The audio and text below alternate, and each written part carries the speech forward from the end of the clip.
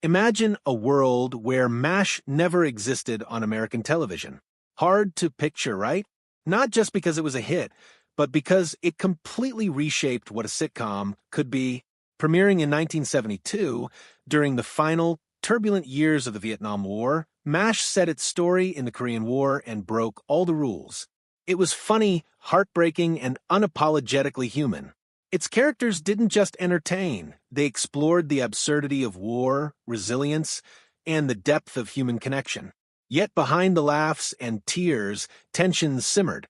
Beloved stars left the show for reasons that ranged from personal ambition to emotional burnout, and some exits shocked audiences to their core.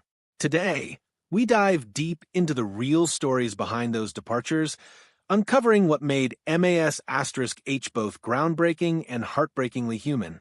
Before the show ever hit television, MAS*H began as a novel in 1968, written by Dr. Richard Hooker, a pen name for Korean War surgeon H. Richard Hornberger. The book MASH, a novel about three army doctors, combined gallows humor with moments of profound human warmth, chronicling his experiences in a mobile army surgical hospital. Its mix of irreverence, wit, and raw honesty made it an instant bestseller, catching Hollywood's eye. 2 years later, director Robert Altman adapted the story into a film, a black comedy satirizing war, starring Donald Sutherland as Hawkeye Pierce and Elliot Gould as Trapper John. It was sharp, audacious, and deeply resonant in a country still grappling with the Vietnam War. The film was a critical and commercial success, winning the Palme d'Or at Cannes and an Academy Award for Best Screenplay. But the TV series, which premiered on CBS in September 1972, would take the concept to an entirely new level. Developed by Larry Gelbart and Gene Reynolds, the television version kept the humor and wartime setting, but embraced serialized storytelling. It focused on character depth, emotional arcs, and moral dilemmas, turning what could have been a simple comedy into a groundbreaking blend of drama and humor. Alan Alda stepped in as Hawkeye Pierce, quickly becoming the emotional anchor of the series. Though the first season struggled with ratings and was nearly canceled, a move to Saturday nights changed everything. Ratings soared, and so did the show's cultural impact. MAS*H broke rules. It experimented with format, used real war footage, and often replaced the traditional laugh track with the sound of helicopters. It wasn't just a comedy, it was a statement about the cost of war, the absurdity of bureaucracy, and the resilience of human spirit. The first shocking departure came with McLean Stevenson, who played the affable Colonel Henry Blake. If you ask longtime fans, the final scene of Season 3's episode Abyssinia, Henry is unforgettable. Radar quietly delivers the devastating news. Lieutenant Colonel Henry Blake's plane was shot down over the Sea of Japan. There were no survivors. Henry Blake had been the perfect foil to Hawkeye, and Trapper, a well-meaning, sometimes clueless commanding officer who brought humanity to the chaos of war. On screen, he was lovable and relatable. Off-screen, McLean was growing frustrated. The show had evolved into a Hawkeye-centric narrative, leaving other characters sidelined. McLean, ambitious and eager to lead his own projects, told producers he wouldn't return. Unlike most sitcoms, MAS*H didn't offer gentle send-off. Instead, the show used his departure as a bold statement. War doesn't guarantee happy endings. After leaving, McLean tried to carve his own path. The McLean-Stevenson Show and Hello, Larry flopped, leaving him with regret. In a 1983 interview, he admitted, "I took myself out of the game." Yet, ironically, his departure gave the show a profound emotional moment, forever embedding Henry Blake in television history. If McLean's farewell shocked audiences, Wayne Rogers' departure left them bewildered. Playing Trapper John, he vanished without explanation. Initially part of the show's core comedic duo with Hawkeye, Wayne expected an equal ensemble. But as Alda's character took center stage, Trapper's role diminished. Frustrated by creative shifts and feeling sidelined, Wayne quietly decided not to renew his contract. His absence forced writers to rework Season 4, introducing Mike Farrell as B.J. Honeycutt, a more introspective and grounded character. Unlike McLean, Wayne didn't regret his choice. He transitioned to a successful career in finance, appearing as a regular panelist on Fox News Cashin' In, and made strategic investments that earned him millions. Yet, he remained respected by cast and fans alike. Alan Alda described him as smart, funny, curious, and dedicated, highlighting the enduring bond between the actors despite the abrupt exit.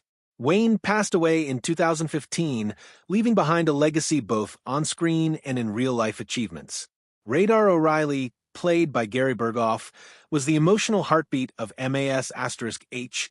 Small, perceptive, and childlike, Radar's innocence counterbalanced the chaos of war. But behind the scenes, Gary struggled. The production's grueling schedule, combined with anxiety, depression, and the pain of missing family, pushed him to the edge.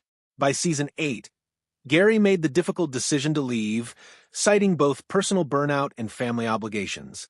Unlike Wayne's quiet exit, Radar received a 2-part farewell episode titled Goodbye, Radar. The scene of him walking away, teddy bear in hand, remains one of television's most poignant moments.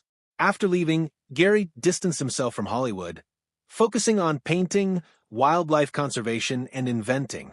He held several patents, including one for a fishing tackle system, and found solace away from the spotlight. To fans, he remains the embodiment of innocence and heart amidst the brutality of war. Larry Linville, who portrayed Major Frank Burns, left MAS*H after season 5. His character, the uptight, petty, and self-important antagonist, had become one-dimensional as the show matured. Larry wanted to explore more challenging roles and felt he had pushed Frank as far as he could. His departure allowed MAS*H to move away from cartoonish villainy toward nuanced moral storytelling. Without Frank's slapstick, the series explored irony, complexity, and the humanity of its characters. Larry continued acting, but never found a role as iconic as Frank Burns. His choice reflects a common theme: the courage to step away when growth stalls, even from a beloved role. David Ogden Stiers joined MAS*H as Charles Emerson Winchester III to replace Frank Burns. Cultured, brilliant, and guarded, Winchester challenged both the characters and the show itself. Unlike his predecessors, David stayed until the series finale, leaving in narrative and poetic closure. His final scene, teaching Chinese POWs to play Mozart, is a haunting reminder that war touches everyone, even the refined. Stiers' departure wasn't about protest or frustration, it was the completion of a character arc. Beyond MAS*H, David voiced Disney characters and lived openly as a proud gay man, exemplifying integrity and courage in both career and personal life. He passed in 2018, leaving behind a legacy of artistry and dignity. While MASH was male-dominated, women like Major Margaret Hot Lips Houlihan, played by Loretta Swit, left a lasting mark. Initially a punchline, Margaret transformed into a strong, intelligent, and emotionally complex character. She evolved from strict officer to decorated nurse, questioning the war's cruelty while excelling in her role. Loretta's persistence ensured the women of MASH were never sidelined. They helped shape the show's depth and tone. She remained for all 11 seasons, appearing in both the pilot and finale, a testament to her dedication and vision. The departures of McLean Stevenson, Wayne Rogers, Gary Berghoff, Larry Linville, and others highlight the human side of a show that tackled profound topics. MAS*H was more than a sitcom, it was a lens into war, humanity, and ambition. Each exit reshaped the series, forcing it to grow, evolve, and explore deeper storytelling. Some actors found personal success elsewhere, while others discovered the irreplaceable magic of being part of a cultural phenomenon. What's remarkable is how MAS*H balanced humor with heartbreak, satire with sincerity, and ensemble storytelling with character evolution.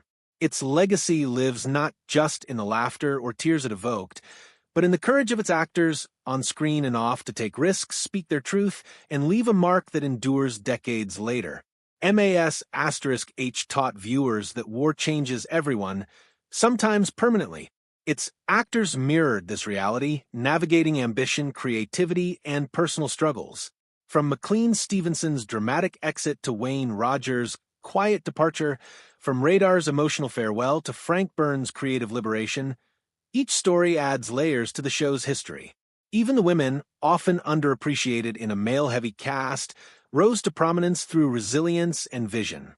Together, these narratives reveal that behind every iconic TV moment lies human complexity, ambition, and courage. So next time you watch MAS*H, remember, the laughs, the tears, and the moments that shocked the nation weren't just on screen. They were shaped by real people, real choices, and real consequences.